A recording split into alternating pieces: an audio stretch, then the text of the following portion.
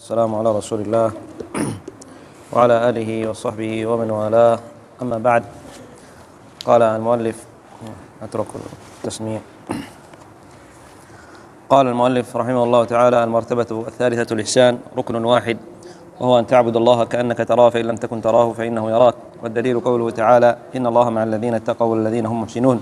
وقوله تعالى: وتوكل على العزيز الرحيم الذي يراك حين تقوم وتقلبك في الساجدين إنه هو السميع العليم. وقوله تعالى: وما تكون في شأن وما تتلو منه من قرآن ولا تعملون من عمل إلا كنا عليكم شهودا تفيضون فيه. انتقل المؤلف رحمه الله تعالى إلى المرتبة الثالثة من مراتب الدين، وهي مرتبة الإحسان، وهو أعلى مراتب الدين فأول مرتبة ما تقدم الإسلام، ثم الإيمان، ثم هذه مرتبة الإحسان. قال: ولها ركن واحد. نعم، الإحسان له ركن واحد، هو أن تعبد الله، وهذا الركن يتكون من مرتبتين. والإحسان من المقامات العالية، والإحسان على أقسام: الإحسان بين العبد وربه، وهو أن يقوم العبد بما كلفه ربه سبحانه وتعالى، وهو على مرتبتين. الأولى مرتبة المشاهدة القلبية، أي أن العبد يعمل العمل هو كأنه يشاهد الله عز وجل، فيحسن العمل ويتقنه. هذه هي المرتبة الأولى، وهي أعلى مراتب الإحسان. والمرتبة الثانية المرتبة المراقبة، أي أن العبد يعمل العمل وهو يعلم أن الله عز وجل يراه، وأن الله مطلعا عليه. قال: وهو ركن واحد، أن تعبد الله كأنك تراه. هذه مرتبة المشاهدة القلبية، أي كأنك ترى الله عز وجل، تشاهده بقلبك. وهذا ليس معناه أن العبد يتخيل كيف الله عز وجل، هذا لا يجوز، كما تقدم كما مر معنا في كتاب لمعة الاعتقاد. وإنما كأنه يشاهد الله عز وجل، يعمل العمل وكأنه يرى صاحب العمل، فيحسن العمل ويتقن العمل. فإن لم تكن تراه، أي لم تكن من المرتبة الأولى، ننتقل إلى المرتبة الثانية، وهي مرتبة المراقبة، أي أن الله عز وجل مطلع عليك. وسيذكر المؤلف رحمه الله تعالى الأدلة على ذلك. هذا هو الإحسان فيما بين العبد وبين ربه.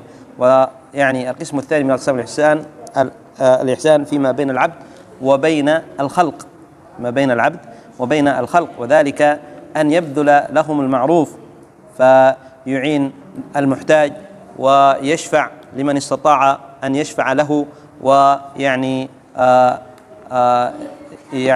يتوسط كما تقدم، يتوسط لمن استطاع أن يتوسط له. الشفاعة فيها أجر، كما قال النبي صلى الله عليه وسلم: اشفعوا تؤجروا. إذا كان الرجل يريد شيء من رجل آخر، زيد يريد من عمر، وزيد لا يستطيع أن يصل إلى عمر، لكن هناك محمد صاحب زيد يستطيع أن يشفع عند عمر، يستطيع أن يشفع لزيد عند عمر، فيستحب لمحمد أن يشفع: اشفعوا تؤجروا، يستحب له ويكون مأجورا. فيبذل لهم المعروف، يأمرهم بالمعروف وينهاهم عن المنكر، ويعين المحتاج، ويتصدق على الفقير، ويعين أخاه المسلم في حاجته، كذلك يرحم اليتيم ويعطف عليه المسكين، وغير ذلك من بذل المعروف، ويكف الأذى عن الناس، لا يؤذيهم. كما قال النبي صلى الله عليه وسلم: المسلم من سلم المسلمون من لسانه ويده. المسلم من سلم المسلمون من لسانه ويده، فلا يؤذي إخوانه المسلمين. فهذا من الإحسان إلى الخلق. القسم الثالث الإحسان إلى البهيمة، الإحسان إلى الحيوانات، فهذا أيضا مطلوب.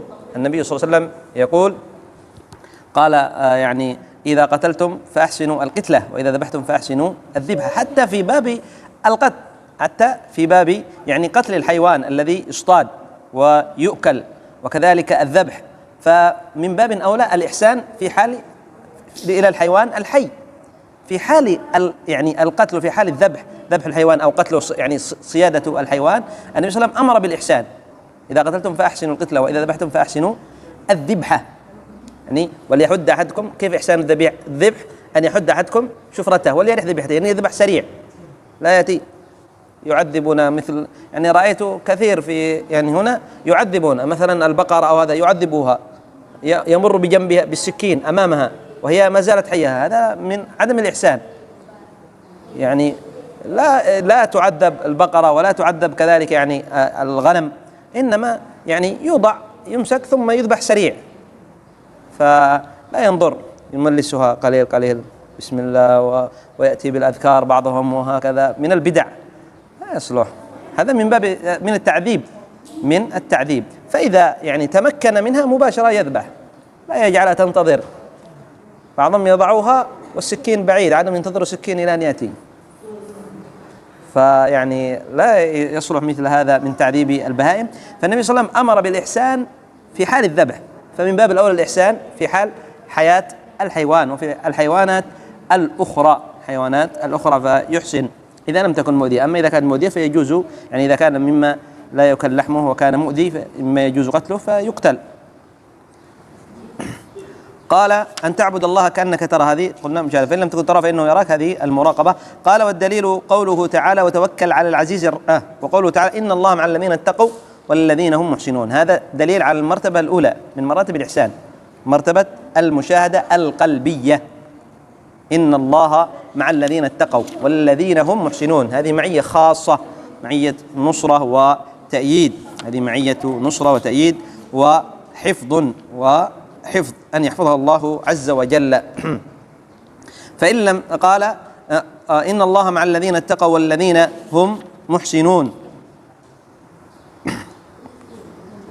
قال وقوله تعالى وتوكل على العزيز الرحيم الذي يراك حين تقوم، هذا هو دليل في هذه الآيات على المرتبة الثانية، هي مرتبة المراقبة. الذي يراك حين تقوم وتقلبك في الساجدين إنه سميع عليم، الله مطلع على العباد في جميع أحوالهم. قال وقوله تعالى وما تكون في شأن وما تتلو منه من قرآن ولا تعملون من عمل إلا كنا عليكم شهودا. هذا هو الدليل من هذه الآية، هذا هو الشاهد من هذه الآية، وهو يعني على شاهد على المرتبة الثانية ومرتبة المراقبة.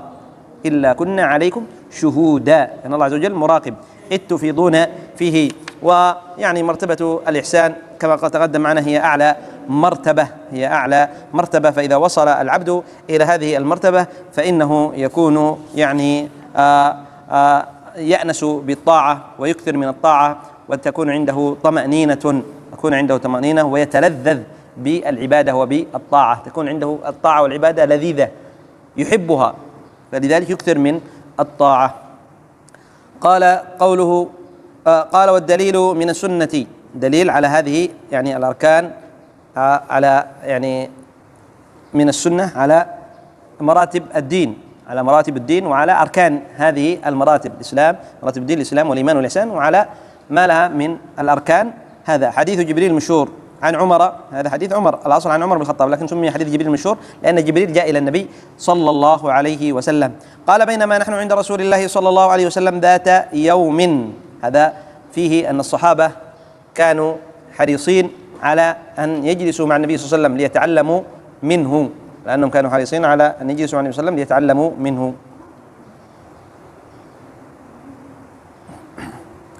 ويسألوه عن أمور دينهم، تعلموا منه ويسألوه عن أمور دينهم، فكانوا كثيرا ما يجلسوا إلى النبي صلى الله عليه وسلم ليتعلموا منه ويسألوه عن أمور الدين.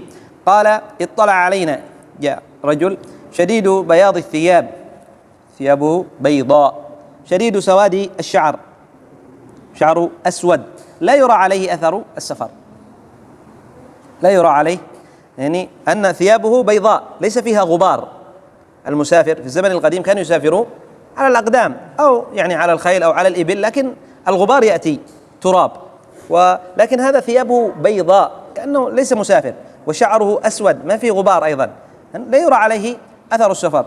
وأيضا تعجبوا أنه قال ولا يعرف منا أحد، تعجبون، ليس بالمسافر وليس من أهل المدينة، لا يعرف منا أحد، تعجبوا كيف هذا؟ هذا هو جبريل كما سيأتي. قال حتى جلس إلى النبي صلى الله عليه وسلم، جاء جبريل جلس إلى النبي صلى الله عليه وسلم فأسند ركبتيه إلى ركبتيه، جعل ركبته إلى ركبة النبي صلى الله عليه وسلم بجنبها، أي أنه قرب إلى النبي صلى الله عليه وسلم، ووضع كفيه على فخذيه، في رواية أنه على فخذي النبي صلى الله عليه وسلم، وبعض ما قال على فخذيه هو، جبريل جلس هكذا، النبي صلى الله عليه وسلم هكذا وهو هكذا جلس، ووضع كفيه جبريل في رواية جاء، لكن لا تصح أنه وضع كفيه على فخذي النبي صلى الله عليه وسلم، لكن العلماء يقولون لا، بعض العلماء جعل فخذيه على وجعل يعني كفيه على فخذيه، أي على فخذيه هو نفسه جبريل عليه السلام. وقال يا محمد، ونتعجب أيضا الصحابة، لا ليس تعجب الصحابة هنا، يعني قال يا محمد لكي يظن الصحابة أنه من أهل البادية، لأن أهل البادية يخاطبون الأعراب، يخاطبون النبي صلى الله عليه وسلم يا محمد. أما الصحابة ويعني المدينة كانوا يقولون يا رسول الله، يا نبي الله، لا أحد يناديه باسمه، لا أحد يناديه باسمه، إنما ينادونه بيا رسول الله ويا نبي الله. قال الله عز وجل في آية النور ولا تجعلوا دعاء الرسول بينكم كدعاء بعضكم بعضا، أي تدعوه باسمه، إنما ادعوه بالرسالة أو بالنبوة. فجبريل دعا النبي صلى الله عليه وسلم بيا محمد باسمه كي يظن الصحابة يعني هذا من أهل البادية ليس من هنا، هؤلاء أهل البادية والأعراب. قال أخبرني عن الإسلام، فقال رسول الله صلى الله عليه وسلم الإسلام أن تشهد لا إله إلا الله وأن محمدا رسول الله وتقيم الصلاة وتؤتي الزكاة وتصوم رمضان وتحج البيت إن استطعت إليه سبيلا. أخبره أخبرني من الإسلام، أي ما أركان الإسلام، فأخبره النبي صلى الله عليه وسلم بأركان الإسلام. فقال جبريل صدقت. قال فعجبنا له يسأله ويصدقه. تعجب الصحابة، هذا يعني الذي يأتي يسأل وهذا الرجل لا نعرفه، وخاطب النبي صلى الله عليه وسلم كأنه من أهل البادية، من أهل يعني الأعراب باسمه، ثم سأل النبي صلى الله عليه وسلم، ويعني والمعروف أن الذي يسأل يكون جاهل، صح؟ الذي يسأل يكون جاهل، لكن تبين أنه يعلم، لأنه قال صدقت، يعني أنه يعلم أن هذه أركان الإسلام. فتعجب الصحابة، زاد عجبهم، تعجبوا من أنه لا يرى عليه أثر السفر، ثم زاد التعجب من أنه لا يعرف أحد من الصحابة، ثم زاد التعجب أكثر أن هذا الرجل جاء يسأل ثم يعني طلع أنه يعلم، وهذا الرجل يشبه أهل البادية أيضا. تعجبوا يعني أنه يعلم، كيف يعلم وهو الرجل يعني من أهل البادية، لأنهم ينادون الأعراب وأهل البادية بالنبي صلى الله عليه وسلم باسمه، يا محمد، خاطبه باسمه، تعجبوا. قال فعجبنا له يسأله ويصدقه. قال فأخبرني عن الإيمان، أي أركان الإيمان. قال أن تؤمن بالله وملائكته وكتبه ورسله واليوم الآخر وتؤمن بالقدر خيره وشره. قال صدقت. قال فأخبرني عن الإحسان. قال أن تعبد الله كأنك تراه فإن لم تكن تراه فإنه يراك. قال فأخبرني عن الإحسان. هذا دليل من السنة، من السنة على، قال أخبرني عن الإسلام، قال أن تشهد أن لا إله إلا الله، الدليل من السنة على أركان الإسلام أنها كم؟ 5. قال أخبرني عن الإيمان، قال أن تؤمن بالله وملائكته، الدليل من السنة على أركان الإيمان وأنها 6. قال أخبرني عن الإحسان، الدليل على الإحسان وأنه كم أركان الإحسان؟ ركن واحد. قال فأخبرني عن الساعة. هنا انتقل، سأله عن الساعة، أي متى يكون قيام الساعة، والنبي صلى الله عليه وسلم يعلم أن هذا جبريل، يعلم أن هذا جبريل، والنبي صلى الله عليه وسلم لا يعلم الساعة. قال ما المسؤول عنها بأعلم من السائل، أي أنا، النبي صلى الله عليه وسلم يقول يعني أنا لست أعلم منك، كلنا لا نعلم، كلانا لا نعلم متى الساعة، إنما علمها عند الله، وما يدريك لعل الساعة تكون قريبا. يسألونك عن الساعة قل إنما علمها عند الله لا يجليها لوقتها إلا هو، وعنده مفاتح الغيب لا يعلمها إلا هو، مفاتح الغيب هذه الساعة. يسألك الناس عن الساعة، كثير من الآيات في القرآن تدل على أنه لا يعلم أحد متى الساعة إلا الله عز وجل.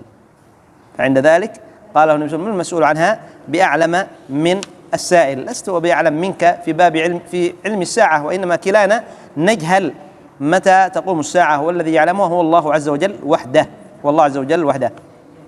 قال فأخبرني عن أماراتها، أي علاماتها، أماراتها بفتح الهمزة، أماراتها أي العلامة، أمارات الأمارة أي أمارة أي العلامة، أما بالكسر فهي الولاية، إمارة أي الولاية، أي الولاية، أما بالفتح فهي العلامة. أي أخبرني عن علاماتها. قال أن تلد الأمة ربتها، وأن ترى الحفاة العراة العالة رعاء الشاة يتطاولون في البنيان. ذكر علامتين من علامات الساعة، من علامات هذه الساعة الصغرى. علامات الساعة الصغرى. أما العلامات الكبرى فهي كما أخبر النبي 10 تجتمع طلوع الشمس من مغربها وخروج الدجال وغير ذلك. هذه من علامات الساعة الصغرى. أن تلد الأمة ربتها، قيل لا معنيان، أي أن تكثر الإيماء، يعني في آخر الزمان تكثر الفتوحات، المسلمون يعني يفتحون ويجاهدون الكفار ويفتتحون بلاد الكفار، تكثر الفتوحات في آخر يعني الزمان، وتكثر السراري أي الإماء. عرفتم الإماء؟ عندما يغزو الكفار المسلمون الكفار ثم النساء يأخذها المسلمون، هذه تكون أمة وسرية، فيجوز للمسلم أن تكون يعني له من السرايا ولو 100 من السرايا، يعني 100 امرأة، هذه من الإماء يأخذها يعني المسلم، يجوز له فيعني يطأها، يعني يجوز له أن يجامعها مثل ما يجامع زوجته من الإماء، ولو كانت 100 من الإماء، ولو كانت 100 الإماء جائز. أما النساء فلا يجوز للمسلم إلا 4، أما الإماء جائز. فيطأها هذا السيد فتلد، والولد يتبع أباه، يعني أباه، فيكون هو سيد. إذن هذا سيد، السيد يعني يجامع أمته فتلد الأمة، فيكون هذا الابن مثل أبيه سيد، كن حر، فيكون سيدها. أن تلد الأمة ربتها أي سيدها، أن تلد الأمة ربتها أي سيدها، تلد الأمة أولاد للسيد، فيكون الولد مثل أبيه، فيكون سيد هذه الأمة يعني وهي أمه. وقيل معناه كثرة العقوق، حتى أن الولد يعامل أمه كأنها أمة، أي كأنها يعني أمة عنده، كأنها أمة أي عبده عنده. وهذا كما قال ذكر اختاره ابن حجر، تحمل هذان المعنيان. قال: وأن ترى الحفاة العراة العالة، الحفاة أي بدون نعل، عرفتم؟ بدون نعل، أيوة. أن ترى هذه يعني العلامة الثانية، أن ترى الحفاة العراة أي بدون لباس، يعني لباسهم موجود عندكم إلى الآن، صح؟ في الغابات، صح؟ موجود في الغابات، يعني هذا هكذا، يعني هم العراة يعني العالة أي الفقراء. هؤلاء حفاة، كانوا حفاة وعراة، يعني ما يلبسون إلا ما يستر عورتهم فقط، وباقي الجسم مفتوح، وهم فقراء، كانوا فقراء، رعاء الشاء، يرعون الغنم في الجبال كما عندنا، يعني في الجبال والأودية، يتطاولون في البنيان، يأتوا إلى المدينة ويبنوا البنايات الشاهرة. وهذا قد يعني حصل بعضه عندنا موجود، إنهم يعني البادية يعني كانوا في البدو يلبسون إلى هنا لباس، إلى هنا يعني لباس قصير، إزار، يلبس إزار لكن إلى هنا قصير، ويعني الثوب الذي هنا لربما ظهر جسمه أو لربما بدون أيوة، أغلبهم بدون. هذا يعني في أهل البادية في الزمن قبل يعني 20-30 سنة. أما الآن لا بأس، تطور. الآن هؤلاء الذين كانوا قبل 30 سنة كانوا هكذا في الجبال ورعوا الغنم. الآن في المدينة لهم العمائر الشاهقة، بيوت، الآن هم أهل البيوت. بل في بلادهم أيضا منهم يعني من بنى، يعني يتطاولون، يعني في منطقة عندنا هم كانوا يعني هم في الجبال يعيشوا، كانوا حفاة عراة فقراء. أما الآن هذا يبني، يقول الثاني هذا بنى أكثر مني، أنا سأبني أطول منه، أيوة هكذا، فوق الجبل، بيوت فوق الجبال، أيوة يعني هكذا. كم أي ماذا تسمونه؟ طابق، لانتي 10 فوق الجبل، وبعضهم 11، بعضهم يبني 4، يأتي يقول هذا ليس طويل، أنا سأبني أكبر منه، أيوة تطاولون في البنيان. هذه من علامات الساعة. قال: ثم انطلق فلبثت مليا ثم قال لي يا عمر أتدري من السائل؟ ثم انطلق أي ذهب جبريل عليه السلام، فلبثت مليا، بلث فترة. وجاء في يعني في رواية أنه مكث أيام، 3 أيام، لو مكث أيام. فقال يعني له النبي صلى الله عليه وسلم، فسأله النبي صلى الله عليه وسلم فقال يا عمر أتدري من السائل؟ قال: قلت الله ورسوله أعلم. هذا يعني جواب طيب، وهذا هو الواجب على المسلم، أنه إذا سئل عن شيء لا يعلمه يقول الله أعلم. أما في زمن النبي صلى الله عليه وسلم كان النبي صلى الله عليه وسلم عايش، الله ورسوله أعلم، لأن النبي صلى الله عليه وسلم كان عايش. أما بعد موت النبي صلى الله عليه وسلم لا تقول الله ورسوله أعلم، لا، لأن النبي صلى الله عليه وسلم قد مات، لا يجوز، لا يجوز. قول عمر وقول غيره معاذ وهكذا في زمن النبي صلى الله عليه وسلم عندما كان النبي صلى الله عليه وسلم عايش يقولون الله ورسوله أعلم. أما الآن لا، لا يجوز الله ورسوله أعلم، الرسول قد مات ما يعلم، الرسول ما يعلم قد مات، فلا يجوز أن يقال الله ورسوله أعلم الآن، لا، وإنما تقول الله أعلم. فإذا سئلت عن شيء لا تعلمه فقل الله أعلم، كما جاء يعني عن أظن ابن مسعود وغيره قال الله أعلم نصف العلم، نصف العلم أن تقول لما لا تعلم الله أعلم. هذا يدل على أنك عالم، على أنك لست بجاهل. أما الجاهل ما يقول الله أعلم، يظن نفسه أنه عالم، لكن العالم يعرف أنه لا يعرف، يعرف. إذا كان الرجل يعرف أنه لا يعرف فهذا من العلم، كما قال يعني كثير من العلماء هذا نصف العلم، أن تقول لما لا تعلم الله أعلم. جاء رجل إلى الإمام مالك من مسافة بعيدة، سفر من مصر أو ما أدري من أي منطقة إلى المدينة، يعني مسافة شهر أو ما أدري كم مشى إلى الإمام مالك ليسأله، فعن 40 مسألة فأجابه الإمام مالك عن 8 فقط، و32 مسألة قال الله أعلم فيها. فقال الرجل يعني ماذا أرجع إلى الناس، ماذا أقول للناس؟ قال قل لهم أن مالك لا يعلم. ما فيها يعني عيب، ما فيها عيب أن تقول الله أعلم، ليس فيها عيب. أنا ليس كل شيء تعلمه، ليس كل شيء يعلمه العبد. فقال لهم قل لهم مالك لا يعلم، قل لهم مالك لا يعلم. قال قلت الله ورسوله، قال فإنه جبريل أتاكم يعلمكم دينكم، في لفظ أمر دينكم، أي جاء جبريل إلى النبي صلى الله عليه وسلم ليسأله هذه الأسئلة ليتعلم الصحابة من النبي صلى الله عليه وسلم أمور الدين، وليس جبريل جاء يسأل النبي صلى الله عليه وسلم ليتعلم هو، إنما جاء لكي يتعلم الصحابة، يسأل والصحابة شاهدون، فتعلم الصحابة أمور دينهم، أن الدين على 3 مراتب، وما هي علامات الساعة، بعض علامات الساعة من جبريل أتاكم يعلمكم دينكم، السؤال.